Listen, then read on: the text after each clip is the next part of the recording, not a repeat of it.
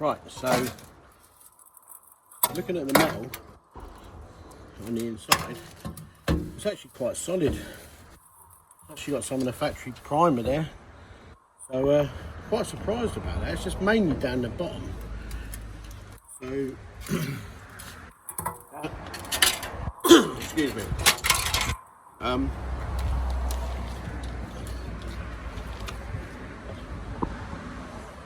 So down the bottom here, just caught the edges of it basically. I might be able to cut this out and weld a plate in here. Some plating down the bottom rather than replace this whole inner seal, because it